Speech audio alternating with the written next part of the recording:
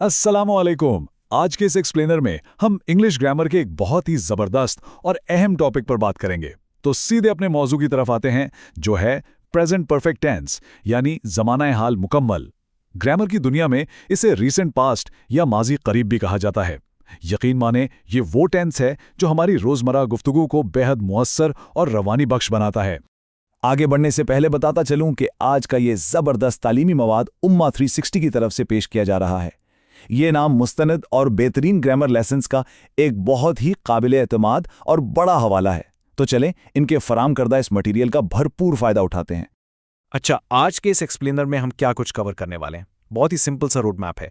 पहले हम इस टेंस का कॉन्सेप्ट और पहचान समझेंगे, फिर हैज़ और हैव के रूल्स, उसके बाद सेंटेंस स्ट्रक्चर्स, कुछ प्रैक्टिस जुमले और आखिर में रोज़मर्रा गुफ्तगू के लिए कुछ बहुत ही ज़बरदस्त फ्रेजेस।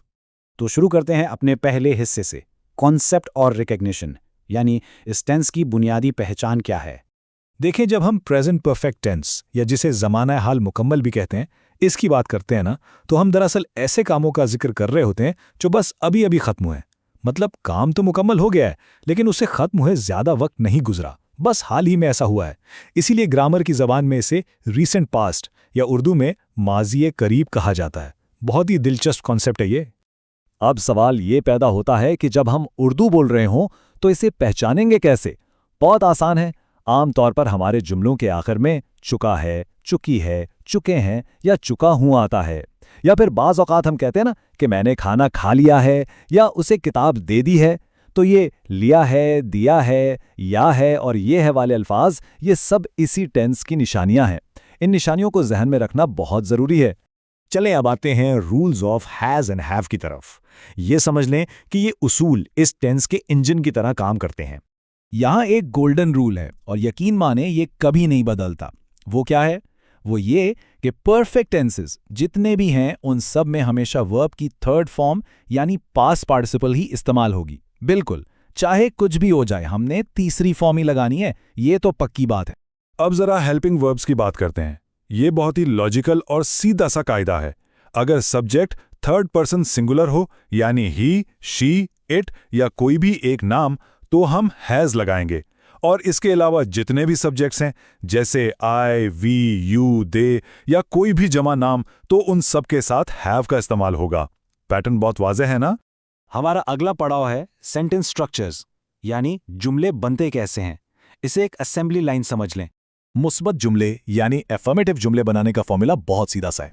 सबसे पहला आएगा आपका सब्जेक्ट, इसके फौरन बाद हैव या हैज़, फिर हमारा वही गोल्डन रूल यानी वर्ब की थर्ड फॉर्म और आखिर में ऑब्जेक्ट। बस ये 4 स्टेप्स हैं और बगैर किसी मुश्किल के एक बेहतरीन जुमला तैयार। जरा इन मिसालों पर गौर करें। अगर कहना हो मैं जा चुका हूं तो बनेगा आई हैव गॉन। यहां आई के साथ हैव आया और फिर गो की थर्ड फॉर्म गॉन।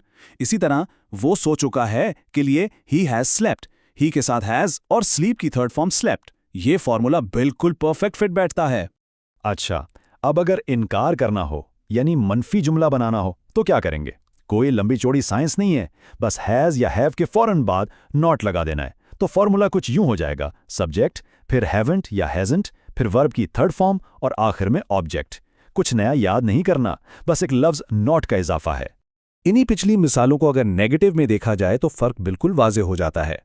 मैं नहीं जा चुका हूं हो जाएगा आई हैवंट गॉन, और वो नहीं जा चुका है बन जाएगा ही हैजंट गॉन। आप देख सकते हैं कि सिर्फ एक छोटे से इजाफे ने पूरे जुमले का मतलब कैसे बदल दिया। तो हमने मुस्बत और मनफी जुमले तो सीख लिए, लेकिन एक अहम सवाल जो फौरन जहन में आता है कि अगर हमें किसी से सवाल पूछना पड़ जाए तो वो कैसे बनेगा।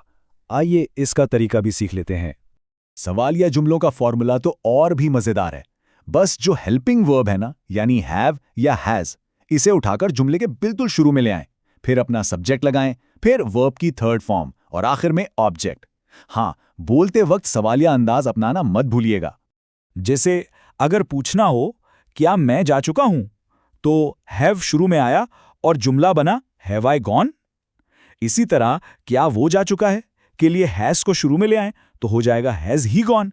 कितना लॉजिकल और सीधा तरीका है ये। अब बारी है प्रैक्टिस की। लेसन 32 में ऐसे पूरे 30 प्रैक्टिस जुमलों की एक बेहतरीन लिस्ट दी गई है। चले इनमें से कुछ अहम मिसालों की टेस्ट ड्राइव करते हैं। रोजमर्रा जिंदगी की ये मिसालें सुनिए। जैद घर जा चुका है, यानी ज़ैद हैज़ गॉन होम। या मैंने आपको पढ़ा दिया है तो कहेंगे आई हैव टॉट यू। सूरज निकल आया है बनेगा द सन हैज़ रिजन। और तुमने झूठ बोला है के लिए यू हैव टोल्ड अ लाई। आप नोट करें कि रूल्स कितनी रवानी से हर तरह के सब्जेक्ट पर अप्लाई हो रहे हैं। अब एक ही जुमले को ज़रा मुख्तलिफ ज़ावियों से प्रैक्टिस करते हैं। वो जा चुके हैं, पॉजिटिव है तो बनेगा दे हैव गॉन। अब इसका सवाल बनाएं, क्या वो जा चुके हैं तो हैव दे गॉन। और अगर पूछना हो कि वो क्यों नहीं जा चुके हैं तो कहेंगे वाई हैवंट दे गॉन। एक ही आइडिया को कितनी आसानी से मस्बत सवालिया और मनफी सवालिया सांचों में ढाला जा सकता है। और अब आते हैं अपने आखिरी हिस्से की तरफ, कन्वर्सेशनल फ्रेजेस यानी फाइनल पॉलिश। क्योंकि ग्रामर सीखने के साथ साथ कुछ ऐसे फ्रेजेस भी होने चाहिए जो फौरन जुबान पे आ सकें।